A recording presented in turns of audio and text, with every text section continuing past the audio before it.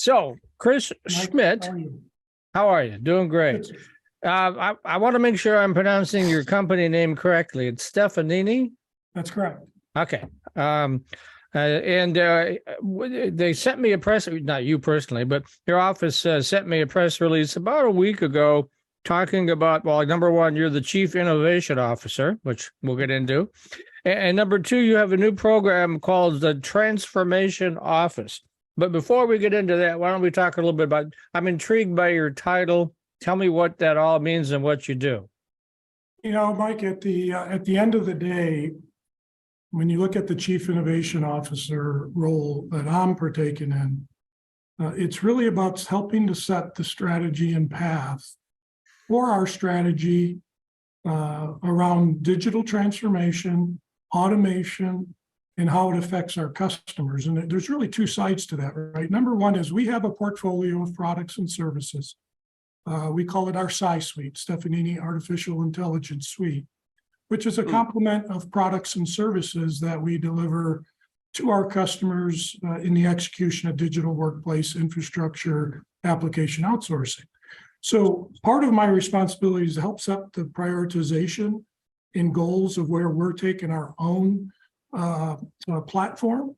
You know, we evaluate new technologies that are emerging, everything from chatbot to visual learning techniques and computer vision and so forth. And how do we pair that with our services that we're delivering? The other side of that is helping our customers manage their path and strategy forward. So I have a team of transformation managers who work one-on-one with customers to help set that strategy and path. And so that's one of the key tenets and responsibilities. The other, which is really the heart, which is the data and business analytics side of it. So everything that we want to produce and put forth in our customers, we want data-proven analysis, to use data to make good decisions on where to target automations and innovations in an environment. We have the ability to deep dive with all the technical expertise that we have, again, from the infrastructure side to the service desk, to digital business, digital marketing, and also do the cross-customer correlation. So Stefanini really has 6 major verticals, right? So we're talking about retail, manufacturing, banking and finance, health, education, as well as a couple other smaller verticals, and be able to cross-correlate innovation or automation opportunities holistically. So when we look at the prioritization of elements that we're working on with our development organization, a lot of that may come from a small mid-tier customer, but we can then cross-correlate that data. So I lead those set of business analysts and data analysts on their paths forward as they map into the strategy and innovation for each of our customers. Each of our customers have their own programs. Another key responsibility of me personally in this role is the executive interface to our customers. Often our customers are challenged with, how do I move forward? What do I work on next? Roadblocks, obstacles. So I'm the main interface for those executives at that level to help push forward these plans. Those are the 3 main pillars, I would say, of the role here. Ed? So I'm curious, you mentioned all the different industry verticals that you interact with.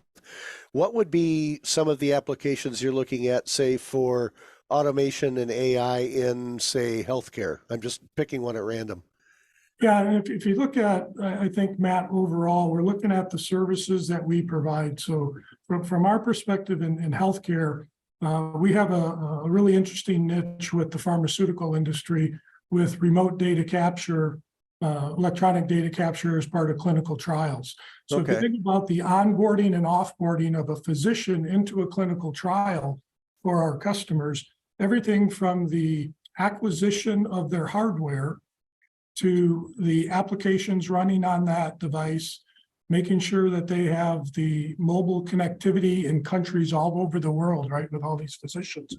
So we manage that end-to-end process. So the more I can streamline that from the OEM and look at automations of using Intune, Autopilot, where there's zero touch installation. So we're not having to reach remote locations. For physicians or clinicians, we can get them their device. An autopilot automatically takes over, automates that process. And then we support quite heavily the application side for the data transfer between the systems, ensuring that our parent customer is receiving all the data from their clinicians. So our applications teams look at optimizing that process in the application space. Michigan is a big manufacturing state, and I heard you mention that's one of your verticals as well. Talk a little bit about that. So manufacturing, Mike, is probably our largest vertical globally. That and banking and finance are our two pillars. So we work with certainly some of the OEM and tier one suppliers here in Michigan, along with other manufacturing organizations.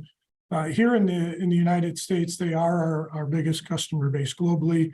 We're a Brazilian-based company, so banking and finance is very big in Latin America.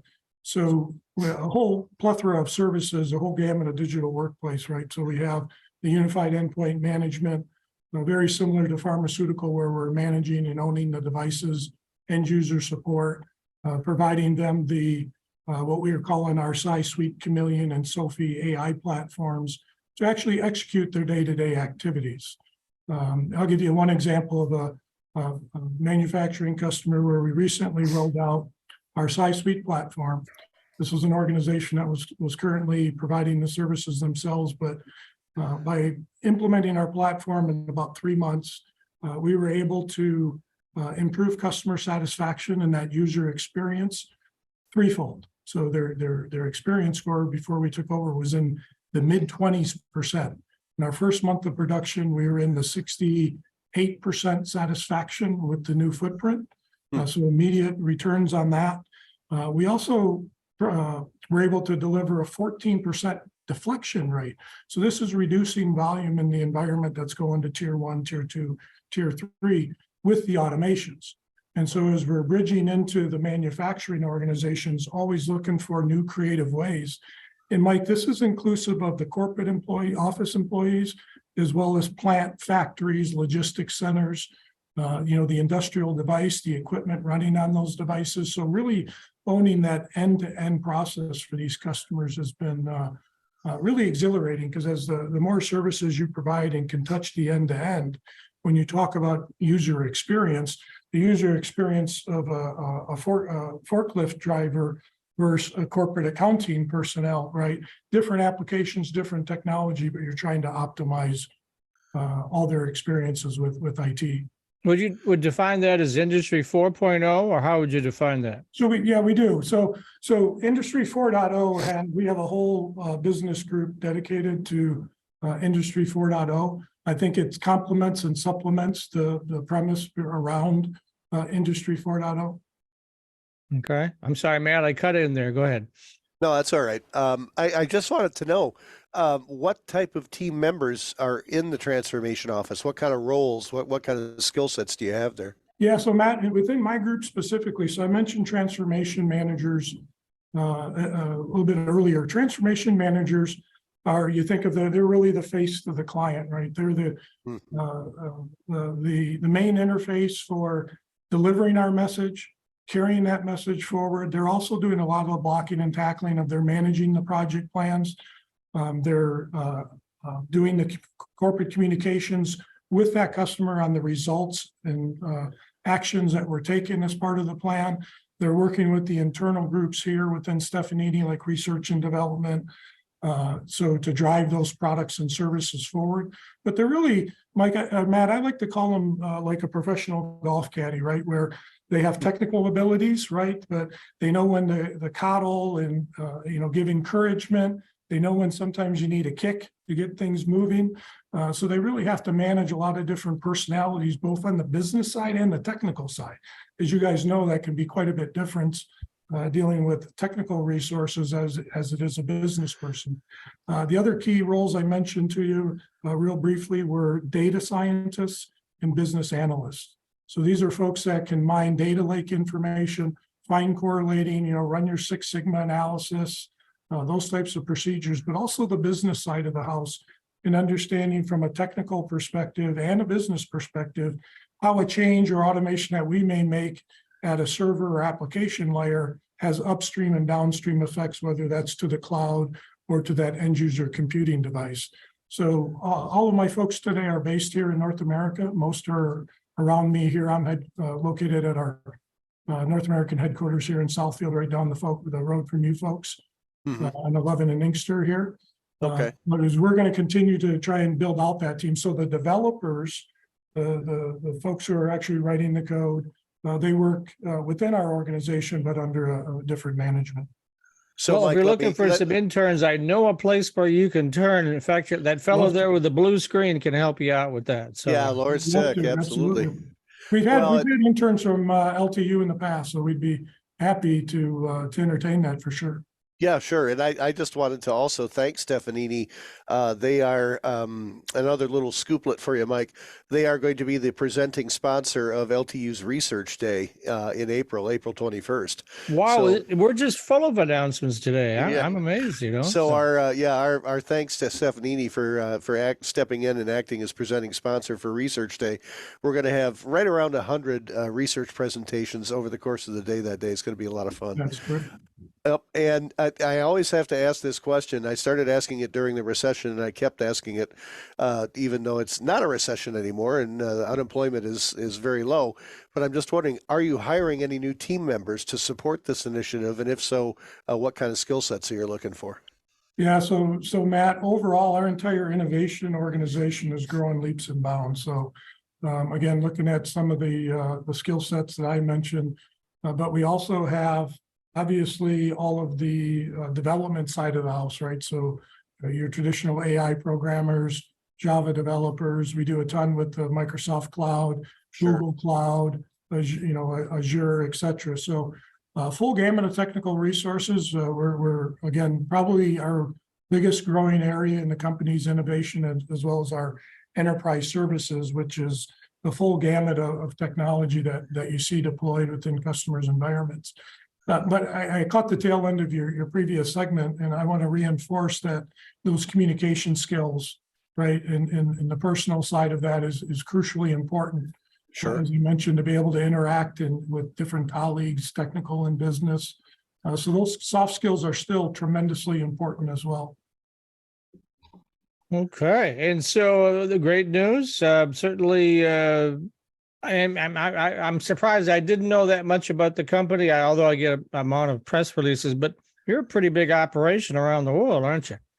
We are. Today, Mike, I think it's 41 countries that we operate in today, a little over 35,000 employees globally. Wow.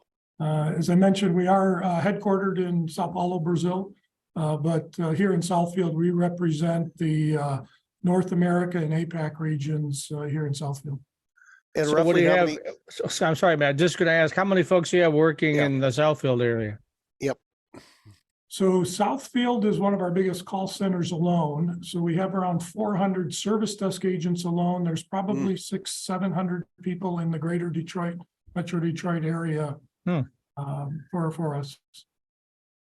All right. And if folks want to know more about Stefanini and all the stuff you're doing, how do they do that? The probably easiest way is to reach out to us on the website, which is www.stefanini.com. We'd be love to hear from them.